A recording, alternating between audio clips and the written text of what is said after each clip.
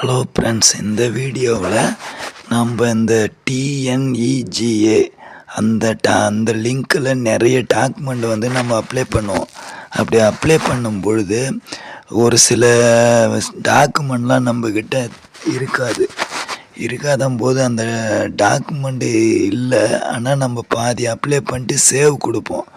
இந்த மாதிரி சேவ் பண்ணிவிட்டு வச்சுட்டு திரும்ப நம்ம ஒரு 3 நாள் இல்லை ஒரு வாரம் எத்தனை நாள் கழித்து போனாலும் திரும்ப அந்த அப்ளிகேஷனை நம்ம வந்து தொடர்ந்து அதை அப்ளை பண்ணலாம். டாக்குமெண்ட்டை ரெடி பண்ணிக்கிட்டு திரும்ப கூட நம்ம அதை அப்ளை பண்ணிக்கலாம். அது எப்படின்னு இந்த வீடியோவில் பார்க்கலாம் வாங்க.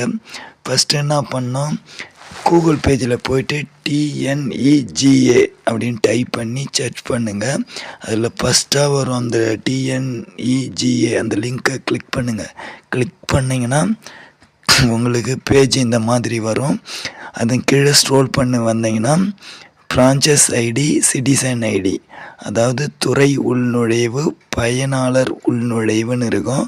இதில் வந்து நம்ம பயனாளர் உள்நுழைவு அதாவது சிட்டிசன் ஐடி நம்ம வச்சுருப்போம்.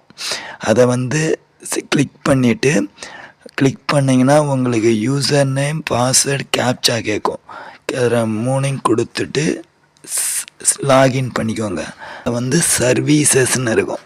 சர்வீசஸ் லாரி சர்டிஃபிகேட்டு அப்ளை பண்ணுறீங்கன்னு வைங்களா, அதை அப்ளை பண்ணிவிட்டு சேவ் பண்ணி வச்சுருப்பீங்க. ஒரு சில டாக்குமெண்ட் வந்து அதில் கொடுக்க முடியாமல் பெண்டிங்கில் அப்படியே வெளியில் வந்துட்டுருப்பீங்க.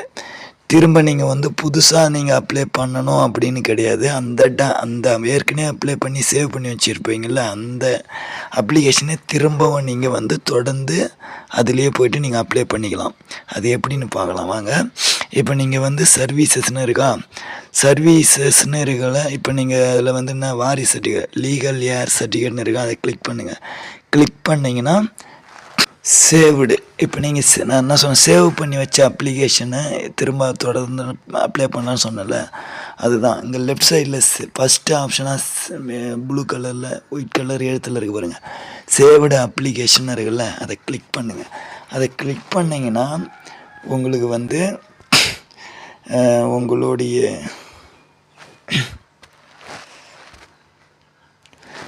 இப்படி தான் வரும்.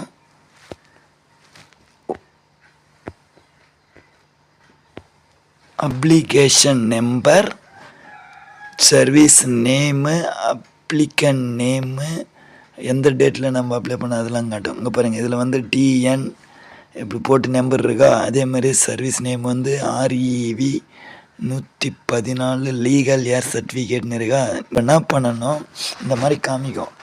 இந்த மாதிரி காமிக்கும்போது இந்த லெஃப்ட் சைடில் அப்ளிகேஷன் நம்பர் இங்கே நேராக இங்கே ஒரு ரவுண்ட் ஷேப்பில் ஒரு டாட் மாதிரி கொடுத்துருப்பாங்க.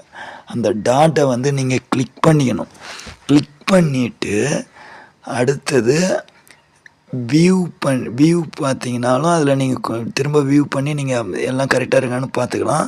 அதுக்கப்புறம் அப்லோட் டாக்குமெண்ட் நீங்கள் அப்லோட் பண்ணாமதுனால சேவ் பண்ணி பெண்டிங்கில் இருக்குது. அதனால் நீங்கள் அப்லோட் டாக்குமெண்ட்டு கொடுத்துட்டு நீங்கள் என்னென்ன டாக்குமெண்ட்லாம் இதில் அப்லோட் பண்ணணுமோ அந்த கேபிக்குள்ளே எல்லாமே வந்து 200 கேபிக்குள்ளே தான் கொடுத்துருப்பாங்க. அந்த 200 கேபிக்குள்ளே லீகல் ஏர் சர்டிஃபிகேட்டுக்கு 200 கேபி கொடுத்துருப்பாங்க.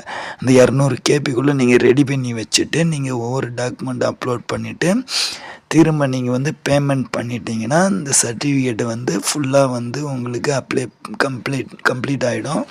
அதுக்கப்புறம் ரெஃபரன்ஸ் நம்பர் ஒன்று உங்களுக்கு வரும். அதை நீங்கள் வந்து சேவ் பண்ணி வச்சுட்டு அதில் இதில் 3ஆவதாக ஒன்று இருக்குது பாருங்கள், செக் ஸ்டேட்டஸ்ன்னு இருக்கா, அதை கொடுத்து நீங்கள் எந்த ஸ்டேட்டஸில் இருக்குதுன்னு சொல்லிட்டு ஒரு வாரத்துக்கு ஒரு வாட்டி நீங்கள் அதை செக் பண்ணிக்கலாம்.